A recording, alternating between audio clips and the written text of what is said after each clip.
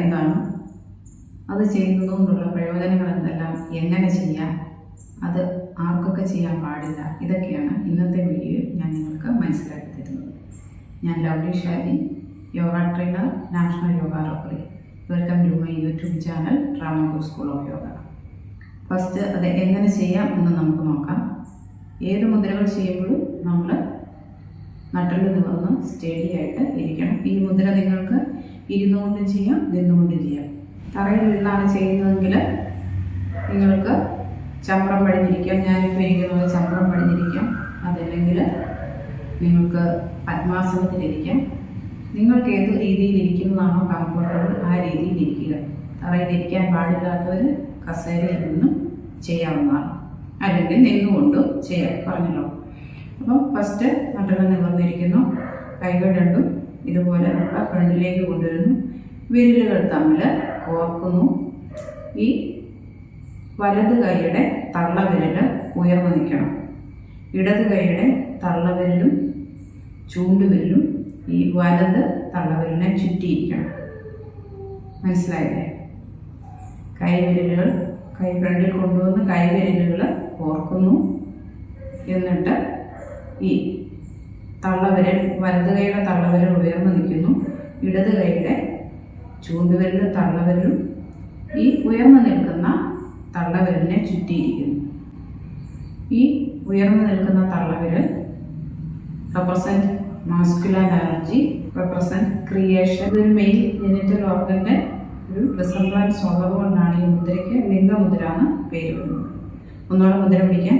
അപ്പോൾ മുദ്ര പിടിച്ചിട്ട് നമ്മൾ ഇങ്ങനെ കണ്ണുകളടച്ച് ഇതുപോലെ ഇരിക്കുന്നു.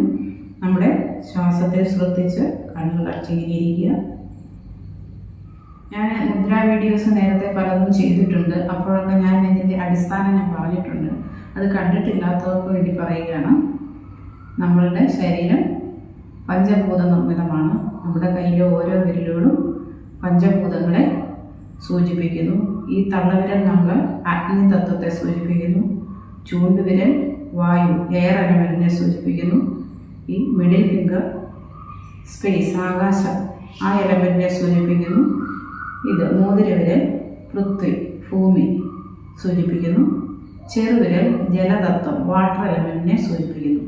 അപ്പോൾ ഈ പഞ്ചഭൂതങ്ങളുടെ അനുപാതം നമ്മുടെ ശരീരത്തിൽ ഏറ്റക്കുറച്ചിലുകൾ ശരിയാകാതെ വരുമ്പോഴാണ് നമുക്ക് രോഗങ്ങൾ ഉണ്ടാകുന്നതാണ് മുദ്രാശാസ്ത്രം പറയുന്നത്. അപ്പം ഈ മുദ്രകൾ അനുഷ്ഠിക്കുന്നത് വഴി ഈ പഞ്ചഭൂതങ്ങളുടെ, ഈ തത്വങ്ങളുടെ അനുപാതം ശരിയായി നമുക്ക് ആരോഗ്യം ഉണ്ടാകുന്നു. അതാണ് നമ്മുടെ അസുഖങ്ങൾ മാറും. ഇപ്പം ഈ ഉയർത്തിപ്പിടിച്ചിരിക്കുന്ന തള്ളവിരൽ ഫയർ എലമെന്റിനെയാണ് റെപ്രസെന്റ് ചെയ്യുന്നത്. ഈ ഉയർന്നിരിക്കുന്ന ഫയർ എലമെന്റ്, അഗ്നി തത്വം ആണ് ഉയർന്നിരിക്കുന്നത്. അപ്പോൾ നമ്മുടെ ശരീരത്തിലെ ഫയർ എലമെന്റിനെ ബാലൻസ് ചെയ്യുന്നു. ഈ മുദ്ര ചെയ്യുമ്പോൾ നമ്മുടെ ശരീരം ചെറുതായിട്ട് ചൂടാവുന്നുണ്ട്. അപ്പം നമ്മൾക്ക് ജലദോഷം, ചുമ, സൈനസൈറ്റിസ്, അതുപോലെ റെസ്പിറേറ്ററി ട്രാക്റ്റിന് ബ്ലോക്ക്, അങ്ങനെയില്ലേ, കഫക്കെട്ടൊക്കെ വന്നിട്ട് സൈനസൈറ്റിസ്, ഈ ഭാഗത്തൊക്കെ കഫക്കെട്ടുണ്ടാകുക, ബ്രോങ്കൈറ്റിസ്, ഇങ്ങനെയുള്ള അസുഖങ്ങളൊക്കെ ഉള്ളവർ ഈ മുദ്ര അനുഷ്ഠിക്കുന്നത് നല്ലതാണ്. നമ്മുടെ കഫം അരിയിച്ച് കളയാൻ ഈ മുദ്ര ഗുണം ചെയ്യും. നമ്മുടെ ബോഡി ഒന്ന് ചൂടാവുന്നുണ്ട്. അതുപോലെ ബോഡി ചൂടാവുന്നത് വഴി നമ്മുടെ മെറ്റബോളിക് ആക്ടിവിറ്റീസ് നന്നായിട്ട് നടക്കുന്നുണ്ട്. അപ്പം അതുവഴി നമ്മുടെ ദഹനമൊക്കെ പ്രോപ്പറായിട്ട് നടക്കാൻ ഈ മുദ്ര അനുഷ്ഠിക്കുന്നത് നല്ലതാണ്. മെറ്റബോളിക് ആക്ടിവിറ്റീസ് നല്ല രീതിയിൽ നടക്കുക മീൻസ് നമ്മുടെ വെയിറ്റ് മാനേജ്മെന്റിനും ഈ മുദ്ര ചെയ്യുന്നത് നല്ലതാണ്.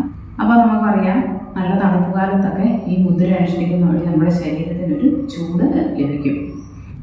പിന്നെ നമ്മുടെ മൈൻഡ് ആൻഡ് ബോഡി ബാലൻസ് ആവാനും നമ്മുടെ ഇമ്മ്യൂണിറ്റി പവർ കൂട്ടാനും ഒക്കെ ഈ മുദ്ര പ്രയോജനം ചെയ്യും. പിന്നെ 15 മിനിറ്റ് കൂടുതൽ നിങ്ങൾ ഈ മുദ്ര ഒരു ദിവസം ചെയ്യേണ്ടതില്ല.